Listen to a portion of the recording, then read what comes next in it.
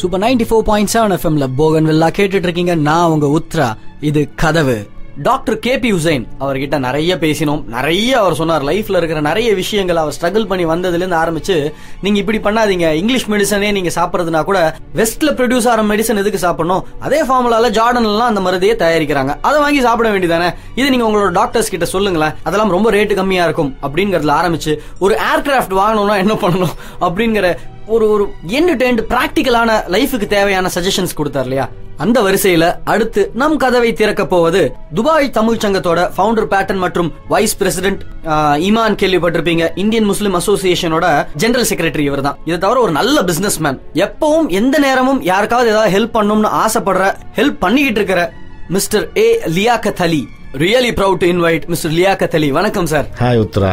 எவ்வளவு பெரிய நிகழ்ச்சியை நீங்க நடத்தினா கூட, எவ்வளவு பெரிய ஒரு தொண்டை உங்க மூலமா செஞ்சா கூட பிஹைண்ட் த ஸ்கிரீனே இருக்கீங்க இல்லையா. சோ உங்களை பத்தின ஒரு பேசிக்கான ஒரு விஷயம், நீங்க எப்ப வந்தீங்க, எப்படி வந்தீங்க, அந்த மாதிரி விஷயங்கள் கொஞ்சம் ஒரு கர்டன் ரைசர் மாதிரி சொல்லுங்களேன் சார் ப்ளீஸ். நான் 1976 வந்தேன் துபாய்க்கு. ஃபர்ஸ்ட் எல்லாரும் வர்ற மாதிரி பொருள்கிட்ட தான் வந்தோம்.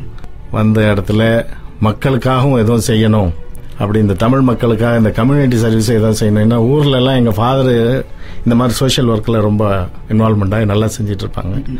அதையே பார்த்து வளர்ந்த நாங்களும் அந்த மாதிரி இந்த சமுதாயத்துக்கு ஏதாவது செய்யணும்னு சொல்லிட்டு, அப்போ இந்தியன் முஸ்லீம் அசோசியேஷன் இங்கே ஈமான் ஒரு அசோசியேஷன் இருக்கு. அந்த இதில் நான் அப்பவுமே இன்வால்வ் ஆகிட்டேன். ஆனால் முழுமையாக 79-80 அதில் ஒரு செக்ரட்டரியாக வந்துட்டேன் நான். அப்படி தொடங்கி என்னோட சோஷியல் ஒர்க் அப்படி தொடங்குச்சு. இந்த அசோசியேஷனில் ஒர்க் பண்ணிட்டு இன்வால்வ் ஆனதோட நான் ஒர்க் பண்ணது ஒரு லா ஃபார்மில், ஒரு மல்டிநேஷனல் லா ஃபார்மில் ஒர்க் பண்ணேன், ஃபைனான்ஸ் டிபார்ட்மெண்ட்டில். என்னோட ஆஃபீஸ் 5 மணிக்கு முடிஞ்சிட்டா அதுக்கப்புறம் ஆஃபீஸ்லேருந்தே நேராக என்னுடைய சோஷியல் ஒர்க்கு தொடங்கிடும். ஏன்னா அந்த சமுதாயத்தில் நிறைய இந்த நாட்டுக்கு வந்தவங்க மொழி தெரியாமல் இல்லைன்னா லேபர்ஸா வர்றவங்களுக்குள்ள கஷ்டங்கள், அதெல்லாம் அப்பப்போ அதுக்கு தேவையானது அவங்களுக்கு எப்படி கைட் பண்றது, இந்த மாதிரி விஷயங்கள்ல லேபர் கேம்ப் கூட போவோம். ஃபென்டாஸ்டிக். இங்க வாழற மக்கள், நான் உட்பட எல்லாருக்குமே நிறைய கேள்விகள் இருக்கு சார். யார்கிட்ட போய் கேட்கறதுன்னு தெரியல. அப்படி தெரிஞ்சா கூட அவங்க கிட்ட போய் கேட்டா அவங்க பதில் சொல்லுவாங்களான்னு தெரியல.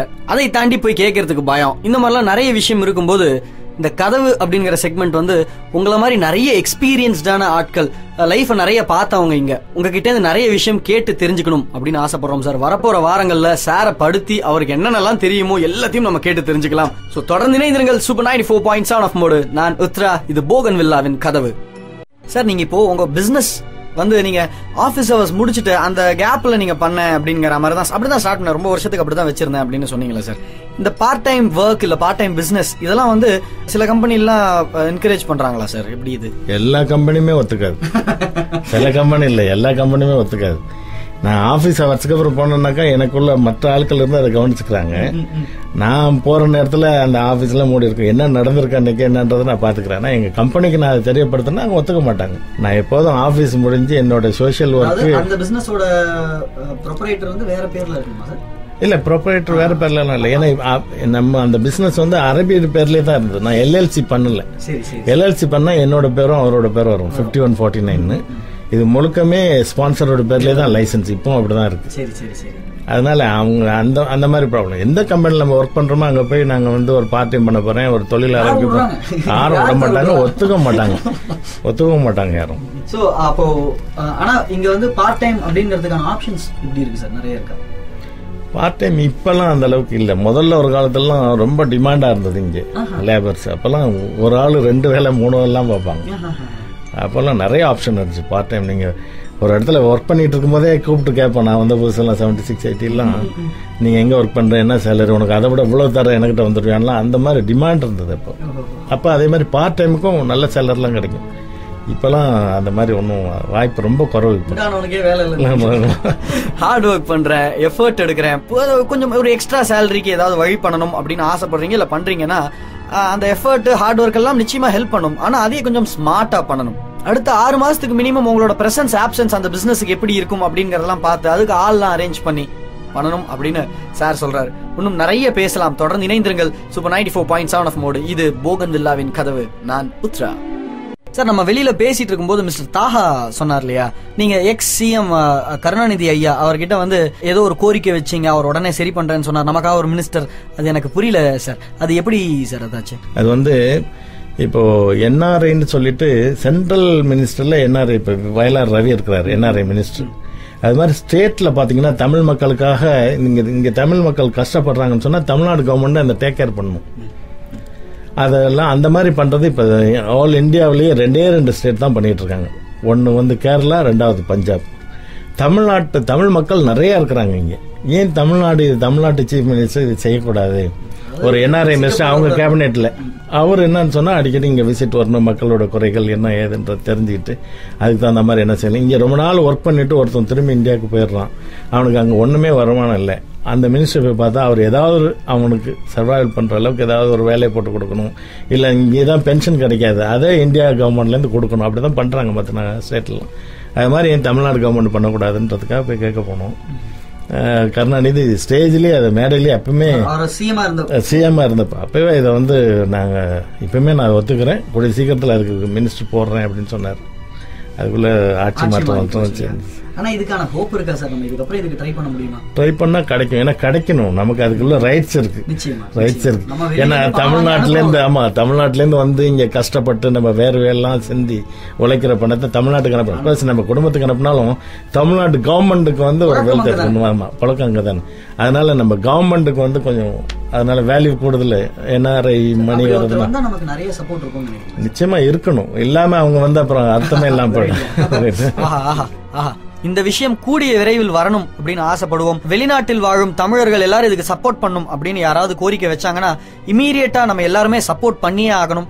அது சூப்பர் எஃப்எம் மூலமா நிச்சயமா எங்களுக்கு தெரிய வந்ததுன்னா நிச்சயமா நாங்க அனௌன்ஸ் பண்ணுவோம். நம்ம எல்லாருக்கும் ஒரு கேர்டேக்கர் மாதிரி இருந்தா நல்லது தானே இல்லையா? இந்த மாதிரி இன்னும் நிறைய விஷயங்கள் கேட்டு தெளிவு பெறலாம், தெரிஞ்சுக்கலாம். சூப்பர் 94.7 எஃப்எம்ல இது போகன்வில்லாவின் கதவு. நான் உத்ரா. சார், நீங்க ஆல்ரெடி ஒரு நல்ல ஜாப்ல இருந்திருக்கீங்க. அதை தவிர இந்த தொண்டு பணிகள்லாம், அசோசியேஷன், இது அதுங்கிற மாதிரி பிஸியா தான் இருந்திருக்கீங்க. இதுக்கு நடுவில் இந்த பிசினஸ் அப்படிங்கிற ஐடியா எப்படி சார்? அதோட அந்த கதை என்ன? 2005 ஒரு பிசினஸ் தொடங்கினா என்ன அப்படின்னு எனக்கு ஒரு ஐடியா. அது ஏன் அந்த ஐடியா வந்துச்சுன்னா, எனக்கு அது பை ஆக்சிடென்ட். நான் டூர் போயிருந்தேன், ஆஸ்திரேலியாவுக்கு போயிருந்தேன். போற வழியில சிங்கப்பூர், இங்கிருந்து துபாய், சிங்கப்பூர் சிட்னி போகும்போதே நான் அந்த சிங்கப்பூர்ல அங்க உள்ள ஒரு இடியாப்பம் வாங்கி சாப்பிட்டு போகும்போதெல்லாம் எனக்கு முடிச்சுட்டு ஃபிளைட்ல நான் சிட்னிக்கு போயிட்டு போகும்போதெல்லாம் எனக்கு இதே திங்கிங், இது ஏன் நம்ம துபாயில செய்யக்கூடாது? இது மாதிரி இல்லையே, மிஷின் மேட் இடியாப்பம் ரொம்ப ஹைஜீனிக்கா நல்லா பண்ணியிருந்தாங்க. அப்போ சிட்னிக்கு போயிட்டேன். சிட்னிக்கு போய் அங்கேயும் ஊரெல்லாம் சுத்தி பார்த்துக்கிட்டு இருந்தாலும் அங்கேயும் எனக்கு இதே ஞாபகம். கோ இன்சிடென்ட், நான் மெல்போர்னுக்கு போனப்போ என்னோட ஃப்ரெண்டு ஒருத்தர் இது மாதிரி கேட்டரிங் பிசினஸ் பண்றாரு. அங்க போன இடத்துல பாக்குறேன் அவரும் இதே செய்யறாரு, இந்த பிசினஸ் பண்றாரு. அப்புறம் தான் எனக்கு தெரிஞ்சு இது மாதிரி என்ன மாதிரி எக்யூப்மெண்ட்ஸ் இதுக்கு தேவைப்படும் சொல்லிட்டு இப்போ அவர்கிட்ட அது கூட பேசும்போது சொன்னாரு, நீங்க அந்த எக்யூப்மெண்ட்லாம் ஃபேப்ரிகேட் பண்றதுதான், நீங்க இங்கே வாங்காதீங்க, உங்களுக்கு ரொம்ப காஸ்ட்லியா இருக்கும், சிங்கப்பூர்லயே வாங்கிடுங்க, அங்க சீப்பா இருக்கும் அப்படின்னு சொன்னாரு. அப்புறம் நான் திரும்பி சிங்கப்பூருக்கு வந்துட்டு தான் துபாய்க்கு வரணும். வந்த இடத்துல திரும்பி அது நான் இருக்கிறனாலெல்லாம் அதையே வாங்கி சாப்பிட்டுட்டே இருந்தேன். ஏன்னா அது ரொம்ப நல்லா இருந்தது, ரொம்ப இம்ப்ரெசிவா இருந்தது. அப்புறம் மிஷினை எங்க போய் வாங்கலாம்னு சொல்லிட்டு அது விஷயமா ஒரு 3-4 ட்ரிப் நான் சிங்கப்பூருக்கு துபாய்க்கு போய் வந்து ஃபைனலா ஒரு 6 மாசத்துக்கு அப்புறம் எனக்கு கரெக்டான ஆள் கிடைச்சாங்க. அது மிஷின் ஃபேப்ரிகேஷனுக்கு ஆர்டர் பண்ணேன், இங்க துபாய் கொண்டு வந்தேன், பிசினஸ் எஸ்டாப்ளிஷ் பண்ணோம், ஆரம்பிச்சு அது நடந்துகிட்டே இருந்தது. இருந்தாலும் என்னோட வேலையை கண்டினியூ பண்ணிட்டு தான் இருந்தேங்க. ஒரு 5 வருஷம் அந்த வேலையில இருந்துகிட்டே அந்த இதையும் பார்த்துக்கிட்டு இருந்தேன். பிசினஸ் கொஞ்சம் நல்லா வந்ததுக்கு அப்புறம் 2 வருஷத்துக்கு முன்னே வேலையை குவிட் பண்ணிட்டு முழுமையா இப்ப பிசினஸ் தொண்டு பண்ணி தொடர்ந்து நடந்துகிட்டு இருக்கு. அது நிறுத்துறது இல்லை, கடைசி மூச்சு வரைக்கும். அதுல நான் உண்மையிலேயே ரொம்ப சந்தோஷமா நான் அனுபவிச்சு ஒரு வேலையை செய்யறேன்னு சொன்னா எனக்கு அதுதான் ஆத்ம திருப்தி. எனக்கு அதுலதான் கிடைக்குது, தொண்டு பணியில் தான் கிடைக்கும். ஃபேன்டாஸ்டிக்கான ஞாபகம். அதாவது நீங்க ஒரு ஊருக்கு போகும்போது டிரான்சிட் பிளைட்ல நடுவுல இறங்கி நிக்கும் போது ஒரு இடியாப்பம் சாப்பிடுறீங்க, இல்ல ஏதோ ஒன்னு சாப்பிடுறீங்கன்னா அதுவே உங்களோட வாழ்க்கையோட கரியர் பிசினஸா மாறலாம் அப்படிங்கிறதுக்கு இது ரொம்ப அழகான ஒரு எக்ஸாம்பிள் சார் சொன்னார். சோ நம்ம பண்ற எல்லா விஷயத்திலயும் கான்சென்ட்ரேஷன் நிறைய இருக்கணும். அது எப்படி வேணாலும் டர்ன் அவுட் ஆகலாம் இல்லையா? இன்னும் நிறைய கேட்டு தெரிஞ்சுக்கலாம். லியாகத் அலி சார் கிட்ட தொடர்ந்து இணைந்திருங்கள். Super 94.7 off mode. நான் உத்ரா, இது போகன்வில்லாவின் கதவு. ஜென்ரலாவே ஃபாரின் கண்ட்ரீஸ்ல போய் வேலை பார்க்கறவங்க ஃபேமிலியை கூட்டிட்டு போறாங்கன்னா குழந்தைங்களோட அந்த 3rd standard 5th standard 6th ஸ்டாண்டர்ட்லாம் திருப்பி கூட்டிட்டு போயிடும். இந்த நம்மளோட கல்ச்சர் போயிடுது அப்படிங்கிற மாதிரி. நான் என்ன சொல்ல வரேன்னு சாருக்கு புரியுதுன்னு நினைக்கிறேன். ஸோ அந்த மாதிரி விஷயம் இங்க ஜாஸ்தி பண்றது இல்ல, இங்க வளர்த்துறாங்க பிள்ளைங்க. அந்த அளவுக்கு பசங்க கெட்டு போறது இல்ல அப்படிங்கிற காரணமா என்ன நினைக்கிறீங்க சார்? உங்களோட பாயிண்ட் என்ன சார்? அது இங்க வர்ற பேரண்ட்ஸ் குழந்தைங்களை இங்க கேஜி முதல்லே படிக்க வைக்கிறாங்க. மற்ற நாட்டில எல்லாம் உங்களுக்கு சிபிஎஸ்சி இந்த மாதிரி இந்தியன் சிலபஸ் வந்து ரொம்ப குறைவு. அதனால அந்த கல்ச்சர் கெட்டு போறோங்கிறது இல்லாம அந்த பிள்ளைகளோட ஃபியூச்சர் கெட்டு போயிடும் அந்த படிப்புகள். அதனால அவங்க என்ன நினைக்கிறாங்க, திரும்பி இந்தியாவுக்கு, ஏன்னா எந்த நேரமும் இங்க வந்து அந்த வேலை நிரந்தரம் கிடையாது. அதனால நீங்க வந்து இதே ஸ்கூல் வேற ஏதாவது ஒரு அரபிக் ஸ்கூல்லயோ, ஆரம்பத்துல அரபிக் ஸ்கூல்லயே இந்தியன் படிக்கலாம் இங்க. அந்த மாதிரியோ இல்ல இங்கிலீஷ் இன்டர்நேஷனல் ஸ்கூல் மாதிரி போயிட்டா திரும்பி இந்தியாவுக்கு போயிட்டாக்கா அந்த பிள்ளைகளோட படிப்பு கோப்ப பண்ண முடியாது. எந்த இதுல விட்டாங்களோ அதே இடத்துல இந்தியாவில போய் எடுக்க முடியாது. அதனால அந்த டைம்ல அப்படி போயிட்டு இருந்தாங்க. இப்போ சிபிஎஸ் அந்த மாதிரி கவலை எதுவும் இல்லை. எல்லாம் சிபிஎஸ் இங்க படிக்கிறாங்க. அப்படியே எந்த டைம்ல விட்டுட்டு போற மாதிரி தான் அங்க போய் ஜாயின் பண்ணிக்கலாம். கூட்டு போய்க்கலாம், படிக்க வைக்கலாம். என்னோட அட்வைஸ் நான் என்ன நினைக்கிறேன்னா, 10th இல்லைன்னா +2 முடிச்சுட்டு இந்தியாவில் ஒரு ஃபர்ஸ்ட் கிராஜுவேஷன் இந்தியாவில் பேஸ் வந்து அங்க இருக்கிறதா நல்லதா நினைக்கிறேன். காலேஜை பொறுத்த வரைக்கும் இங்க நிறைய காலேஜஸ் வந்துருச்சு. ஆனா அந்த குவாலிட்டி வந்து எனக்கு அந்த மாதிரி இருக்கிற மாதிரி தெரியல. காலேஜ் ஒரு ஃபர்ஸ்ட் கிராஜுவேஷன் இந்தியாவில் முடிச்சுட்டு அப்புறம் அவங்க ஃபாரினுக்கு எங்க வேணாலும் போகலாம். மாஸ்டர் பிஜிக்கு அவங்க எங்க வேணாலும் போகலாம். அமெரிக்கா போட்டோம், லண்டன் போட்டோம். இங்கேயும் அந்த காலேஜஸ் எல்லாம் இங்க நிறைய இன்ஸ்டிடியூஷன் இப்போ வந்துருச்சு. அங்க கூட வரலாம் அவங்க. ஹையர் செகண்டரி முடிச்சிட்டு பேச்சுலர் டிகிரி வந்து இந்தியால பெட்டர்னு நான் நினைக்கிறேன். இது ஒரு புது பாயிண்ட் ஆஃப் வியூ சார் சொன்னாரு. இன்னும் நிறைய கேட்டு தெரிஞ்சுக்கலாம் லியாகத் அலி சார் கிட்ட. தொடர்ந்து இணைந்திருங்கள். Super 94.7 off mode. நான் உத்ரா. இது போகன்வில்லாவின் கதவு. சூப்பர் 94.7 எஃப்எம்ல போகன்வில்லா கேட்டுட்டு இருக்கீங்க. நான் உங்க உத்ரா. இது கதவு. துபாய் தமிழ் சங்கத்தோட ஃபவுண்டர் பேட்டன் மற்றும் வைஸ் பிரசிடென்ட், இமான் அசோசியேஷனோட ஜெனரல் செக்ரட்டரி, ஒரு நல்ல பிசினஸ்மேன், எப்பவும் யாருக்காவது ஹெல்ப் பண்ணிக்கிட்டே இருக்கணும் அப்படின்னு ஆசைப்படுற ஒரு நல்ல மனிதர் மிஸ்டர் லியாகத் அலி நம்ம கூட இருக்காரு. வணக்கம் சார். சார், இங்க நம்ம எத்தனையோ பேருக்கு சப்போர்ட் பண்ணிருப்போம் இல்லையா? அதுல ஏதாவது ஒரு ஞாபகம் பெஸ்டா ஏதாவது சொல்ல முடியுமா? இப்போ இந்த மாதிரி ஆச்சு ஒருத்தங்களுக்கு, அவங்களுக்கு நாங்க இப்படி ஹெல்ப் பண்ணோம், அந்த மாதிரி ஏதாவது எந்த மாதிரி ப்ராப்ளம்லாம் நம்ம போய் அணுகலாம் இந்த மாதிரி அசோசியேஷன்ல அப்படின்னு ஒரு ஐடியா கிடைக்கும்ல சார்? எனக்கு தி பெஸ்ட் எல்லாத்தையும் தான் சொல்லணும். ஏன்னு சொன்னா அந்த மாதிரி டிசர்விங் தான் நம்ம வந்து அதெல்லாம் செய்யறோம். யாரு என்னன்னு தெரியாது. எல்லாம் ஊர்ல அவங்க மனைவி, மக்கள், குடும்பத்தாரு, சொந்த பந்தம், நண்பர்கள் எல்லாம் விட்டு இங்க வேலைக்கு வர்றாங்க. வந்த இடத்துல என்னமோ ஆகி போச்சுன்னா அவங்களுக்கு யாருமே இல்லை. சிலர் அப்படிதான். நாங்கள் முதல் முறையாக ஒருத்தர் போய் ஹாஸ்பிட்டல்லேருந்து கால் வந்தது எங்களுக்கு. போய் பார்க்க போயிருந்தோம். பேரலைஸ் அட்டாக் ஆகி விழுந்துட்டார் ரோட்டில். ஒருத்தர் தூக்கிட்டு போய் அவரை ஹாஸ்பிட்டலில் சேர்த்துட்டாரு. அவருக்கு யாருமே இல்லை, போய் பார்க்கறதுக்கு யாரும் இல்லை. வந்தாங்க. அப்போ அவங்க அசோசியேஷன் ஈமான் கால் பண்ணாங்க. நானும் முகமது 2 பேரும் போய் அவரை போய் பார்த்தோம். அவருக்கு ஊர் வந்து அத்திக்கடைன்ற ஊர். போய் பார்த்தப்ப அவருக்கு நினைவுலாம் இழந்து தான் பேசுகிறாரு. அப்போ அவர்கிட்ட கேட்டும்போது, என்ன எவ்வளோ நல்லா இருக்கீங்க, தெரியல, நான் எப்படி இங்கே வந்தேன்னு எனக்கு தெரியல அப்படின்னு சொல்லிட்டாரு. அப்புறம் நாங்கள் அந்த ஹாஸ்பிட்டலில் உள்ள அட்மினிஸ்ட்ரேஷன் ஆஃபீஸரோட பேசி அவங்க சொன்னாங்க, நீங்கள் இவ்வளோ ரூபா பணம் கட்ட வேண்டியிருக்கும், இவரை நீங்கள் டிஸ்சார்ஜ் பண்ணி அழைச்சிட்டு போகிறாருந்தா அதை கட்டிட்டு நீங்கள் அழைச்சிட்டு போனாங்க. சொன்னோம், நாங்கள் வந்து ஒரு சோஷியல் ஒர்க்கர். நீங்கள் ஹாஸ்பிட்டலில் இங்கே இருக்கிறாரு, வந்து பாருங்கன்னு சொன்னதான் பார்க்க வந்தோம். அவருக்கு அடுத்தது என்ன நீடோ அதை நாங்கள் செய்ய தயாராக இருக்கோம். ஆனால் ஹாஸ்பிட்டலுக்குள்ள ஃபீஸ்லாம் கட்டுற அளவுக்குலாம் எங்கள்கிட்ட ஒன்றும். இதே நாங்கள் ஃப்ரெண்ட்ஸுக்குள்ளே கலெக்ட் பண்ணி தான் இவரோட ஏர்ஃபேரு, ஆம்புலன்ஸில் போகிறது, இந்தியாவிலேருந்து அவங்க ஏர்போர்ட்லேருந்து அவங்க வீட்டுக்கு போகிறது, இதெல்லாம் நாங்கள் கொடுக்கணும். ஆனால் அவங்க கமிட்டியில் பேசிட்டு அவர் சொன்னாங்க, ரைட், ஷேக் முகமது சேரிட்டிலேருந்து நாங்கள் வேவ் பண்ணிக்கிறோம், அவரோட ஹாஸ்பிட்டல் காஸ்ட் எல்லாம் நீங்கள் ப்ரொசீட் பண்ணுங்க அப்படின்னு சொன்னாங்க. அவங்க நல்லா சப்போர்ட் பண்ணுறாங்க. கவர்மெண்ட் நல்லா சப்போர்ட் பண்ணுறாங்க. நம்ம முதுகு இதாயத்துள்ளா இருக்கிறாரு. அவர் மூலியமா நெட்டில் போட்டு அவருக்கு ஒரு 5000க்கு மேலே கான்டாக்ட் இருக்கு வேர்ல்டு வைட். அவர் ஒரு மெசேஜை போட்டு விட்டாருன்னா அவர் வித்தின் டேஸ் அண்ட் 2 daysல அவர் யார், என்ன, எந்த ஊருக்காரு, அவங்களுக்கு யார் இருக்கிறாங்கிற டீட்டெயிலாம் ரொம்ப கிளியராக எங்களுக்கு கொடுத்துருவாரு.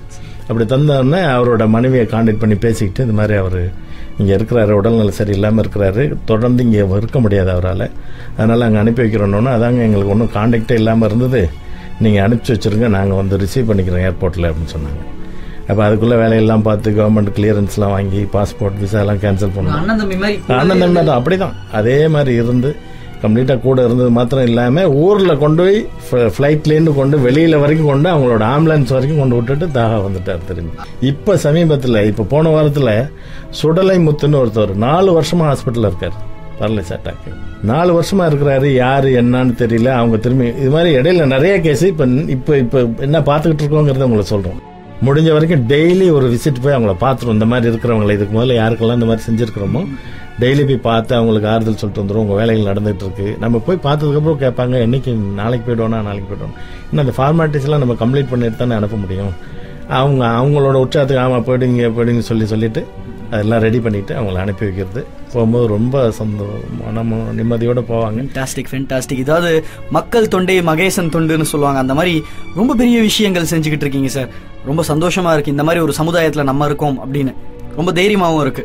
இவ்வளவு விஷயங்கள் செய்யறதுக்கு நடுவுல நம்ம மக்களுக்காக நம்ம சூப்பர் எஃப்எம்ல வந்து நம்ம போகன்வில்லாவோட கதவுல நீங்க வந்து பார்ட்டிசிபேட் பண்ணது, நீங்க உங்களோட ஞாபகங்களை ஷேர் பண்ணது, எங்களுக்கு நிறைய விஷயத்த புரிய வச்சது அப்படிங்கிறதுக்கெல்லாம் ரொம்ப ரொம்ப நன்றி சார். Thank you so much. நானும் சூப்பர் எஃப்எம்முக்கும் இதை தொடர்ந்து கேட்டுக்கிட்டு இருக்கிற இந்த மக்களுக்கும் என்னோட வாழ்த்துக்களும் முகமன்களும் சொல்லிக்கொள்றேன். என்ன நீங்க கூப்பிட்டு இந்த UAE தமிழ் மக்களுக்காக நான் இந்த நாட்டில் வாழ்ந்துட்டு இருக்கிற என்னோட சொந்த வாழ்க்கையில சில பகுதிகளை கேட்டு தெரிஞ்சுக்கணுங்கிறதுக்காக என்னை கூப்பிட்டதுக்கு மிக்க நன்றி. எங்க பாக்கியம் சார், எங்க பாக்கியம். Thank you so much, thank you so much. Mister Liaquat Ali அவரோட வாழ்க்கையில இருந்து ஒரு சின்ன பகுதியை தான் நம்ம கிட்ட ஷேர் பண்ணார். நம்ம இன்னும் ஒரு மாசம் கூட அவர்கிட்ட பேசல இல்லையா? ஆனா அதுவே ரொம்ப நிறைவா இருக்கு. இந்த மாதிரி இன்னும் நமக்கு நிறைய விஷயங்களை சொல்லிக் கொடுக்க நம்ம போகன்வில்லாவின் கதவை திறக்க இன்னும் நிறைய பேர் இருக்காங்க. அடுத்த கதவுல உங்களை ஒரு புது பிரபலத்தோட சந்திக்கிறேன். அதுவரை தொடர்ந்து இணைந்திருங்கள். Super 94.7 off mode. நான் உத்ரா. இது போகன்வில்லாவின் கதவு. சார், நம்ம அசோசியேஷன் மூலமா குழந்தைங்களுக்கு ஃப்ரீ எஜுகேஷன்லாம் கொடுக்குறோம் அப்படின்னு சொன்னீங்க இல்லையா? பேசிக்கா ஒருத்தருக்கு வந்து வேலை வாங்கி கொடுக்கறது அப்படிங்கிறது வந்து ஒரு நல்ல விஷயம். ஆனா அதோட ரொம்ப பெரிய விஷயம் அவங்களுக்கு படிப்பு கொடுக்கறது, இலவச படிப்பு கொடுக்கறது அப்படிங்கிறது.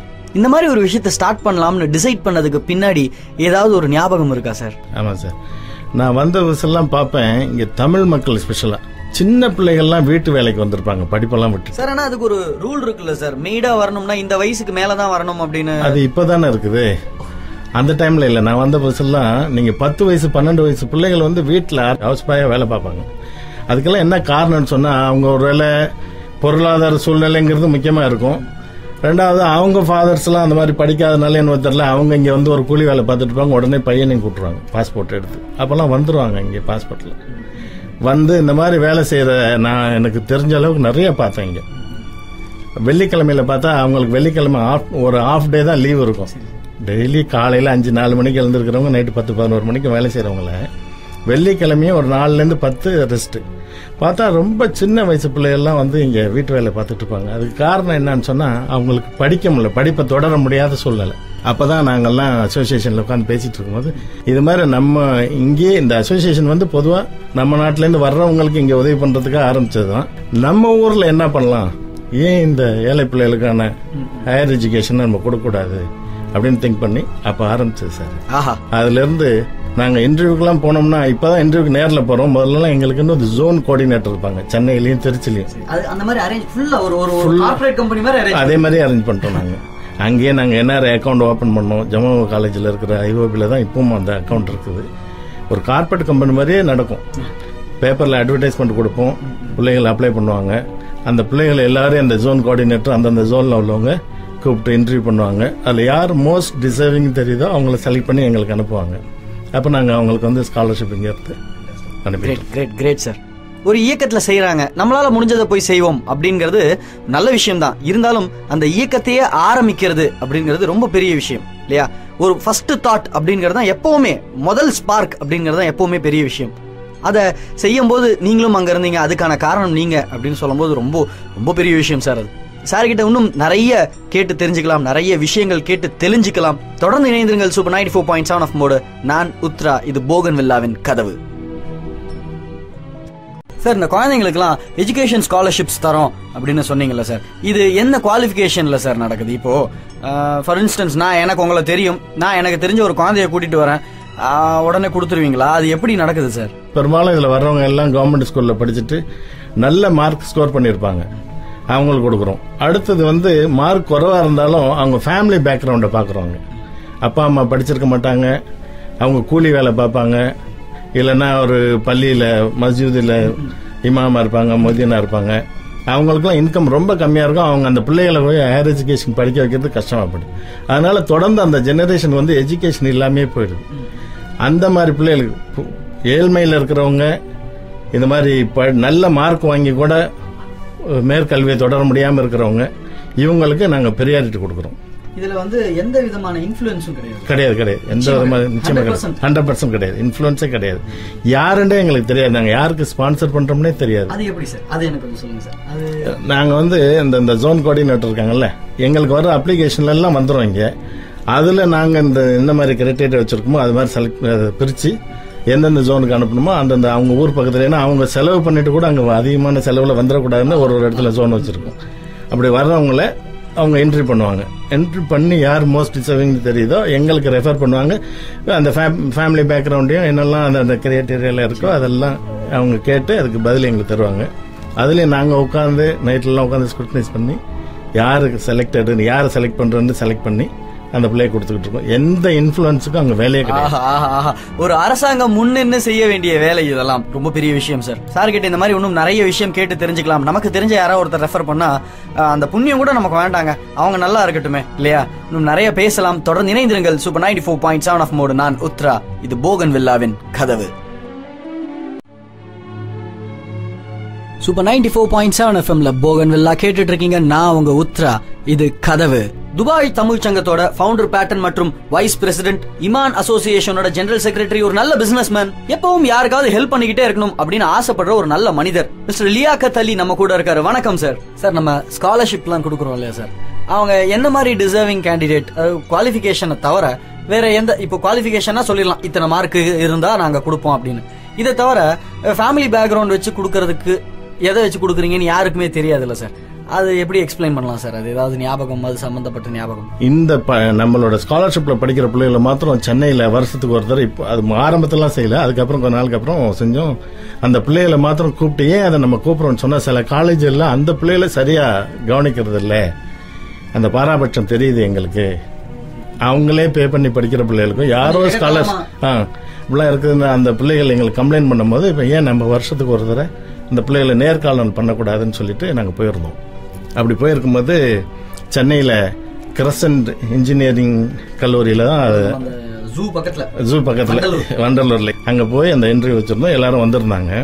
அதே காலேஜில் படிச்சுக்கிட்டு இருக்கிற எங்க ஸ்காலர்ஷிப்ல படிக்கிற பிள்ளை, பேரும் ஊரும் மாத்திரம் இப்ப வேண்டாம், அந்த பிள்ளை வந்து அந்த அம்மா வீட்டு வேலை பாக்குறாங்க, 10 பாத்திரம் தைக்கிறவங்க, அந்த பிள்ளைய படிக்க வைக்கிறாங்க, இன்ஜினியரிங் படிக்க வைக்கிறாங்க. நல்ல மார்க் ஸ்கோர் பண்ணிருந்துச்சு. அந்த மாதிரி பிள்ளைக்கு தான் நம்ம கொடுத்துட்டோமே. அப்போ அந்த பிள்ளையும் வரணும்ல, அங்க இன்டர்வியூக்கு நாங்க போயிருக்கோமே. நாங்க இவ்வளவு தூரத்துல இருந்து போயிருக்கோம், துபாயில இருந்து. அவங்கள பார்க்க தான் போயிருக்கோம். எல்லாரும் வந்திருந்தாங்க. அந்த ஒரு பொம்பளை பிள்ளை மாத்திரம் வரல. ஏன் வரலன்னு சொல்லி ஹெச்ஓடியா இருக்கிற பிலால், ப்ரொஃபசர் பிலால் அவர்களை கேட்டேன். அவங்க தான் அதுக்கெல்லாம் எங்களுக்காக இந்த வேலையெல்லாம் பாக்குறவங்க. அவங்க மனைவியை கூப்பிட்டு அது என்னன்னு பார்க்க சொல்லிட்டாங்க. ஏன் வரலன்னு பார்த்துட்டோம் அப்படின்னு சொல்லிட்டு அவர் வந்து, அந்த அம்மா வந்து அவங்கள கூப்பிட்டு சொல்லிட்டாங்க. அவர் எங்கள்கிட்ட சொல்ல. அப்புறம் அவர் என்னை தனியாக கூப்பிட்டு சொன்னாரு, அந்த பொண்ணுக்கு உள்ள ஒரே ட்ரெஸ் துவைச்சு காஞ்சிக்கிட்டு இருக்கு, அது வரைக்கும் இந்த மாதிரி இடத்துக்கு வர்றதுக்காக வச்சிருக்கிற ஒரு ட்ரெஸ் தான் இருக்கு, காஞ்ச உடனே அந்த ட்ரெஸ்ஸை உடுத்திக்கிட்டு வரோம் அப்படின்னு சொன்ன உடனே எனக்கு ரொம்ப மனசு வேதனையா இருந்துச்சு கேட்கறதுக்கு. ஏன்னா சமுதாயத்தில் இப்படியெல்லாம் இருக்கிறாங்க. அப்ப நம்ம யாருக்கு கல்வி கொடுக்கறோமோ அது டிசைனிங் தெரிஞ்சுதான் கொடுக்கறோம், கரெக்டான ஆளுக்கு தான் கொடுக்கறோம். அதனால இந்த மாதிரி இடத்துல வந்து நம்ம யாருமே எந்த ரெக்கமெண்டேஷனும் இல்லைங்கிறதுக்கு இது ஒரு உதாரணம் உங்களை சொல்றேன். அப்புறம் நான் உடனே என் கூட அழைச்சிட்டு போயிருந்த இன்னொரு செக்ரட்டரி சொன்னேன், கூப்பிட்டு நீங்க போய் ஒரு ட்ரெஸ் எக்ஸ்ட்ரா வாங்கிட்டு வந்துருங்க, நம்ம போறதுக்கு முன்னாடி நம்ம கொடுக்கணும் அப்படின்னு சொல்லி. அது மாதிரி அவருக்கு போய் சுடிதார் 2-3 வாங்கிட்டு வந்தாரு. நாங்க நேரா கொடுக்கல. அப்போ அந்த ஹெச்ஓடி ஒய்ஃப்ட கொடுத்த உடனே தான் அவங்க சொன்னாங்க, ரொம்ப சந்தோஷமா இருக்கு. இப்ப ஏன்னு சொன்னா அந்த பிள்ளையோட நிலைமை என்னன்னு எனக்கு தெரியும். இவ்வளவு மோசமா இருக்கு, நான் நாளைக்கு வாங்கி கொடுக்கலாம்னு நினைச்சேன் அந்த பிள்ளைக்கு. ஆனா அதுக்குள்ளே நீங்க வந்து உடனே எப்படி ஆள் அனுப்புனீங்கன்னு தெரியல, வந்துருச்சு. இன்னொன்னு சொல்லலான் இருக்கேன்.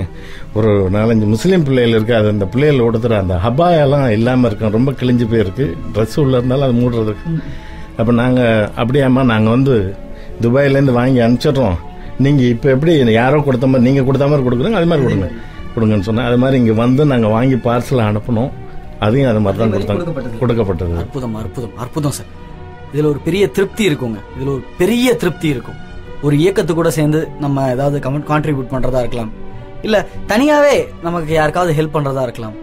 இது எல்லாமே வந்து பாத்தீங்கன்னு வச்சுக்கோங்களேன், உங்களுக்கு புண்ணியம் கொடுக்கும், அவங்களுக்கு நல்லது கொடுக்கும். இதெல்லாம் தாண்டி மனசுக்கு ஒரு பெரிய பீஸ் கிடைக்குங்க, சமாதானம் கிடைக்கும், நிம்மதி கிடைக்கும். ப்ளீஸ் ட்ரை பண்ணி பாருங்க. இத கெஞ்சி கேட்கறது நான் உத்ரா. சூப்பர் 94.7 எஃப்எம்ல இது போகன் வில்லாவின் கதவு. சார், நீங்க செய்யற இந்த தொண்டு பணியில நான் கொஸ்டின் கேட்கணும்னு இல்ல, ஆனா ஒரு சின்ன டவுட். இது வந்து இமான் மூலமா ஆரம்பிச்சு அப்படி தொடர்ந்து போயிட்டு இருக்கிற ஒரு விஷயம் இல்லையா? அதனால ஒரு பர்டிகுலர் சொசைட்டி குழந்தைங்களுக்கு மட்டும் நம்ம இதை செய்யறோமா சார்? இல்ல அப்படியெல்லாம் செய்யல. என்ன சொன்னா நாங்க வந்து அட்வர்டைஸ்மெண்ட் கொடுக்குறோம், பத்திரிகையில் வந்து அட்வர்டைஸ்மெண்ட் கொடுக்குறோம். இந்த மாதிரி என்ன கிரைட்டேரியான்னு உங்களுக்கு சொன்னல அந்த மாதிரி உள்ளதுல அதை பார்த்துட்டு எல்லாம் வந்து சரி ஒரு முஸ்லீம் அமைப்பு செய்யறதுனால இது முஸ்லீம் பிள்ளைகளுக்கு தான் அப்படின்னு நினைச்சிட்டு யாரும் அப்ளை பண்றதில்ல. அது இல்லாம அதுக்கு அப்பாற்பட்டு அப்ளை பண்றாங்க. அவங்க எல்லாம் அந்த எஜுகேஷனுக்கு கிடைச்சிருக்கு, அவங்க பெற்று இப்ப நல்லா இருக்கிறாங்க. முஸ்லீமா இருக்கணும் அவசியம் இல்லை, டிசர்விங் கேண்டிடேட்டா இருக்கணும். இனம், மொழி இதெல்லாம் கிடையாது. சமுதாயம்ங்கிறத நம்ம சமுதாயத்தில் உள்ள அத்தனையும் மனிதர்களா அந்த மாணவர்களா தான் நாங்க பாக்குறோம். இவங்க அந்த மதத்தை சார்ந்தவங்க இவங்க அப்படிலாம் இல்ல. நம்ம சொல்ற உங்களோட அட்வர்டைஸ்மெண்ட் பார்த்து யாரா இருந்தாலும் அப்ளை பண்ணலாம். ஏன்னு சொன்னா இப்ப நிறைய கவர்மெண்ட் எல்லாமே கொடுக்க ஆரம்பிச்சிட்டாங்க. அதனால அந்த மாதிரியானதை இந்த பிள்ளைகள்லாம் நிறைய அவைல் பண்ணிக்கிறாங்க எல்லா சமுதாயமும். நாங்க போன வருஷம் ஜமால் முகமது கல்லூரிக்கு போயிருந்தப்ப ஜானகின்னு ஒரு பிள்ளை அவங்க அப்பா அம்மா கூட தான் வந்துருந்துச்சு. அந்த பிள்ளை இந்த அட்வர்டைஸ்மெண்ட் பார்த்துட்டு தான் வந்துருந்துச்சு. நான் முஸ்லீம் கேள் அதான் ஜானகின்ற பேரை சொன்னேன். ரைட். அப்ப அவங்க வந்து அவங்க என்ன நடக்குதுன்னு தான் நாங்க பார்க்க வந்தோம். அவங்க அப்ளையும் பண்ணல, எங்களுக்கு சும்மா வந்துட்டாங்க. எல்லா என்ன நாங்க கேட்டிருக்கோமோ கேட்டு அந்த பேப்பர்ஸ் எல்லாம் எடுத்துட்டு வந்துட்டாங்க. பேசிட்டு இருக்கும்போது நாங்க சொன்னோம் நீங்க அப்ளிகேஷன் கொண்டாந்துருக்கீங்களா, பார்த்தோம், என்ட்ரி பண்றாங்களா, அவங்கள்ட்டே கொடுத்தோம். நாங்க யாருமே எதுவும் பண்ணல, நீங்க பாருங்க அந்த கிரைட்டேரியாவுக்கு சரியா இருந்தா இந்த பிள்ளையும் எடுத்துக்கோங்க அப்படின்னு சொல்லி பார்த்தாங்க. இந்த பிள்ளை டிசைடிங் குவாலிஃபைடு, அங்கேயே அப்பமே கொடுத்துட்டோம். நாங்க மாணவர்களா தான் எல்லாரையும் பாக்குறோம், வேற அந்த மாதிரி வேற எந்த கிரைட்டீரியாவும் இல்லை அப்படின்னு சொல்றதுக்கு எவ்வளவு பெரிய மனசு வேணும் இல்லையா? இன்னும் நிறைய கேட்டு தெரிஞ்சுக்கலாம் சார் கிட்ட. தொடர்ந்து இணைந்திருங்கள். Super 94.7 off mode. இது போகன் வில்லாவின் கதவு. நான் உத்ரா. சார், நீங்க இங்க ஒர்க் பர்மிட்ல வந்து ஒரு கம்பெனிக்கெல்லாம் வேலை பார்த்து பல வருஷங்கள் கழிச்சு பிசினஸ் ஆரம்பிக்கணும் அப்படின்னு ஆசைப்பட்டு அதுக்கு சரியான ஒரு ரூட்டை தேர்ந்தெடுத்து பண்ணிருக்கீங்க இல்லையா? இந்த மாதிரி இங்க ஒருத்தர் பிசினஸ் ஸ்டார்ட் பண்ணும் அப்படின்னு சொன்னாலே அதுல இந்த காம்ப்ளிகேஷன் இருக்கு, அதுல நீங்க வந்து உங்களுக்கு இவரை தெரிஞ்சிருக்கணும், அது பண்ணணும், இவ்வளவு பணம் இருக்கணும் அப்படிங்கிற மாதிரி ஒவ்வொருத்தரும் அவங்களுக்கு தெரிஞ்ச இன்ஃபர்மேஷனை அப்படியே மிகைப்படுத்தி சொல்லி ஒரு மாதிரி குழப்பமா பயங்கரமாவே இருக்கு. சோ அபிஷியலா இது பாயிண்ட்ஸ் டு ரிமெம்பர் அப்படிங்கிற மாதிரி ஒரு 5 பாயிண்ட் 4 பாயிண்ட் சொல்ல முடியுமா சார்? முதல்ல நீங்க என்ன பிசினஸ் ஆரம்பிக்க போறீங்கிறதுல இருக்கு. அதுக்கு தகுந்த மாதிரி தான் உங்களோட பினான்சியல் நல்லா இருக்கும்.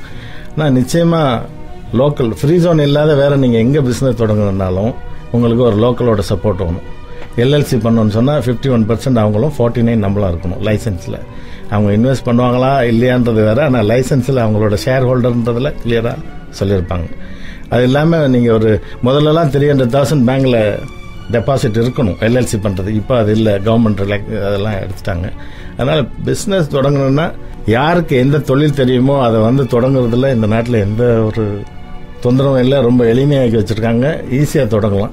ஆனா இந்த நாட்டோட ஒருத்தவங்களோட உதவி வேணுங்கிறது மாத்திரம் நிச்சயமா இருக்கு. நிச்சயமா சார், எனக்கு லோக்கல்ஸ் தெரியும், கொஞ்சம் பேரை தெரியும், இந்த நாட்டு சிட்டிசன்ஸ் கொஞ்சம் தெரியும். ஆனா பிசினஸ் டைப் வச்சுக்கிற அளவுக்கு அவ்வளவு நல்ல ராப்போ இல்ல, நான் என்ன பண்ணட்டும் அப்படின்னு இருக்கிறவங்களுக்கு எப்படி சார்? நீங்க இந்த மாதிரி யாரையும் லோக்கல்ஸ் தெரியலன்னு சொன்னா இங்க இந்த டாக்குமெண்ட்ஸ் கிளியரிங் எல்லாம் பண்றாங்க, இந்த லைசன்ஸ் வேலைகளை செய்து கொடுக்கறதுக்கு நிறைய டைப்பிங் சென்டர்ஸ்லாம் இருக்கு, அவங்கள பார்க்கலாம். அப்படி இல்லைன்னா உங்களுக்கு தெரிஞ்ச யாராவது ஒரு பிசினஸ் பண்ணிட்டு இருக்காங்கல்ல என்ன மாதிரியோ, இந்த மாதிரி நிறைய இருக்காங்க தமிழ் ஆட்கள் சின்ன சின்ன தொழில் வச்சுட்டு அவங்கள கான்டாக்ட் பண்ணா அவங்களுக்கு தெரிஞ்ச ஒரு நல்ல ஆட்களை உங்களுக்கு அறிமுகப்படுத்தி விடுவாங்க. நம்ம நேயர்கள் யாரையாவது நான் சாருக்கு ரெஃபர் பண்ணலாமா? பண்ணலாம், நிச்சயமா பண்ணலாம். நிச்சயமா ஹெல்ப் பண்ணலாம் உங்களுக்கு. நிச்சயமா யாரோ 2 பேருக்காவது ஹெல்ப்ஃபுல்லா இருக்கும். நிச்சயமா எத்தனை. ஆஹா. ஸோ ஏதாவது பிசினஸ் ஸ்டார்ட் பண்ணும் அப்படின்னு நினைச்சீங்கன்னா நான் யார்கிட்ட போய் யாரை வந்து இந்த 51% ஷேர்ல நம்ம சேர்த்துக்கலாம் பயமா இருக்கே அப்படிங்கிற மாதிரிலாம் நினைச்சீங்கன்னா நீங்க வேணா சூப்பர் எஃப்எம் ஃபோன் பண்ணுங்க, நான் சார் கிட்ட கான்டாக்ட் பண்றதுக்கு ஹெல்ப் பண்றேன். ஸோ தட் ஒரு நல்ல மனிதர் கூட நீங்க டைப் பண்ணலாமே. எப்படி பார்த்தாலும் பிசினஸ் அப்படிங்கிறது லைஃப் லாங் டீல் இல்லையா? அதுக்காக இன்னும் நிறைய பேசி தெரிஞ்சுக்கலாம். தொடர்ந்து இணைந்திருங்கள். Super 94.7 off mode. நான் உத்ரா. இது போகன் வில்லாவின் கதவு. சூப்பர் 94.7 எஃப்எம்ல போகன் வில்லா கேட்டுட்டு இருக்கீங்க. நான் உங்க உத்ரா. இது கதவு. துபாய் தமிழ் சங்கத்தோட ஃபவுண்டர் பேட்டன் மற்றும் வைஸ் பிரசிடென்ட், இமான் அசோசியேஷனோட ஜெனரல் செக்ரட்டரி, ஒரு நல்ல பிசினஸ் மேன், எப்பவும் யாருக்காவது ஹெல்ப் பண்ணிக்கிட்டே இருக்கணும் அப்படின்னு ஆசைப்படுற ஒரு நல்ல மனிதர் மிஸ்டர் லியாக்கத் அலி நம்ம கூட இருக்காரு. வணக்கம் சார். சார், இங்க நம்ம எத்தனையோ பேருக்கு சப்போர்ட் பண்ணிருப்போம் இல்லையா? அதுல ஏதாவது ஒரு ஞாபகம் பெஸ்டா ஏதாவது சொல்ல முடியுமா? இப்போ இந்த மாதிரி ஆச்சு ஒருத்தங்களுக்கு, அவங்களுக்கு நாங்க இப்படி ஹெல்ப் பண்ணோம், அந்த மாதிரி ஏதாவது. சோ எந்த மாதிரி ப்ராப்ளம்லாம் நம்ம போய் அணுகலாம் இந்த மாதிரி அசோசியேஷன்ல அப்படின்னு ஒரு ஐடியா கிடைக்கும்ல சார்? எனக்கு தி பெஸ்ட் எல்லாத்தையும் தான் சொல்லணும். ஏன்னு சொன்னா அந்த மாதிரி டிசர்விங் தான் நம்ம வந்து அதெல்லாம் செய்யறோம்.